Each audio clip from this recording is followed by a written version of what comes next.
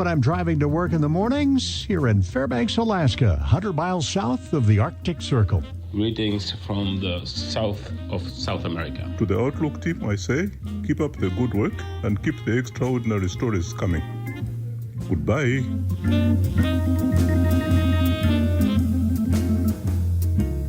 Where are you listening from? We're nosy like that. Do tell us. If you can, record a short message on your smartphone telling us who you are and what you get up to when you're tuned in, and email it to outlook@bbc.com.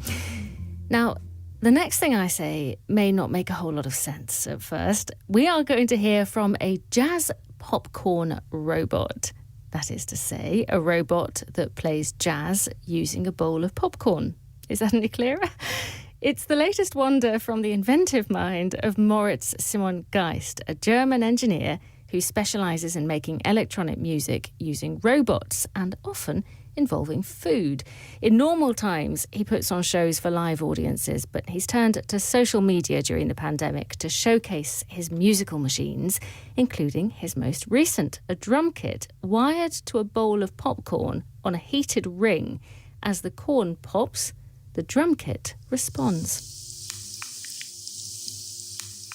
So about 4 months ago, I had this idea. I woke up at night and I thought oh my God, I have to work with popcorn, because I had been doing popcorn the night before. And I thought this explosive, these moments of popping, it's perfect. So I how come I never did something with that? In the next day, I immediately went to my studio and I hooked up a lot of small microphones to a pan, and I let the popcorn pop and tried to trigger some instruments with that. In the end, I built the robotic, drum-controlled popcorn machine.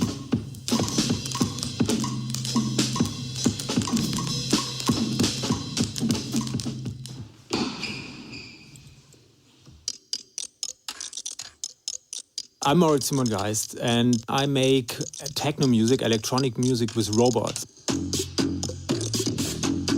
I'm living here in Dresden. It's a smaller town in Germany. And since 1 year about, I have a studio, and everything is crammed with different kinds of failed experiments, ongoing experiments, sound machines. A little bit of a mess, but more like a creative chaos, I hope at least.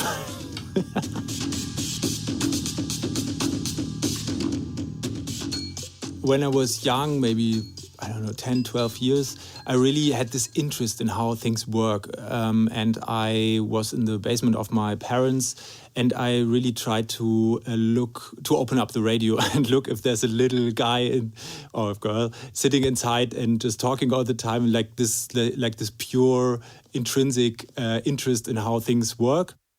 For the longer time of my teen years, I didn't have so many friends. I was more an introverted nerd person.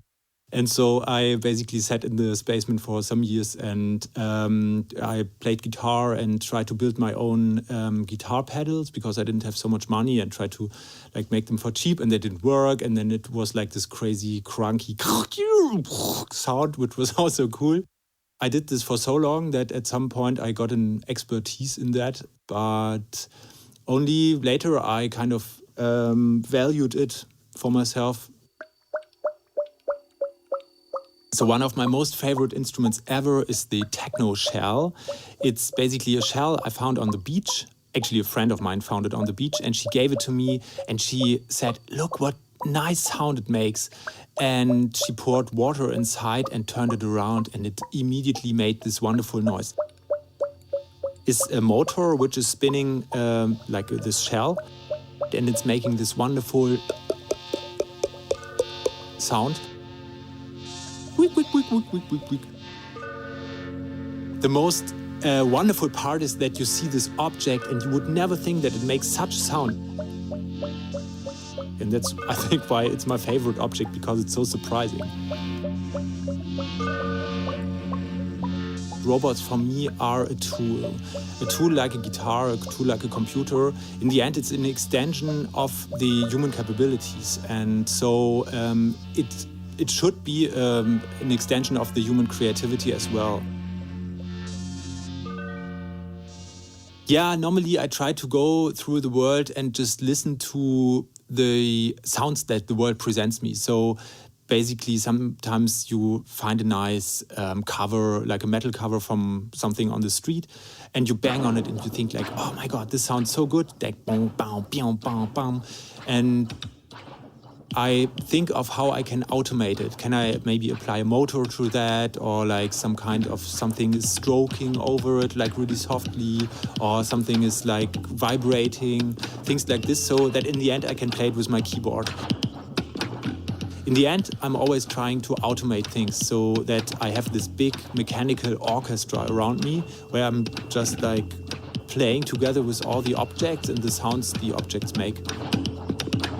My perspective on sounds still changes constantly because I'm constantly finding new nuances in the sound, like sounds which.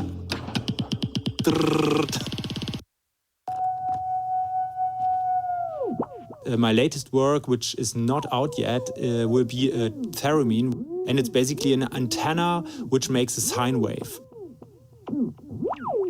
And you can make these ghostly noises like ooh. And I thought, okay, this is nice, it's a really good instrument, but I want to play it with a robot. And we found out that sausages and pickles actually play best. So it will be a sausage playing a theremin with a robot arm. Nochmal Menebel vielleicht? We did try a lot of sausages, and in the beginning I thought, okay, I don't eat meat, so I tried to get like a vegetarian sausage, of course, and I basically tried to find the perfect vegetarian sausage, but it's not there yet, I have to say. All the sausages I find, they are very straight, they are not like bent like a good, or like this meat sausage. So we had about like, I don't know, 10, maybe 8 or 10 different brands of sausages laying around. And I mean, it's like, it's optics as well as tone, like the sausage tone, the perfect sausage tone is probably existing. I don't know. And then if it's too bent, it's like too much, if it's too curved, the sausage, then the tone of the theremin is actually bad.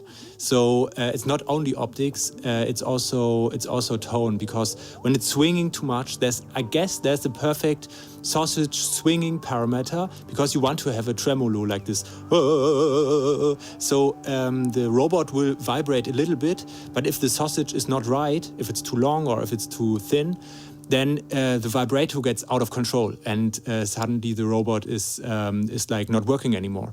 So there's the perfect sausage with a sausage vibration parameter. That's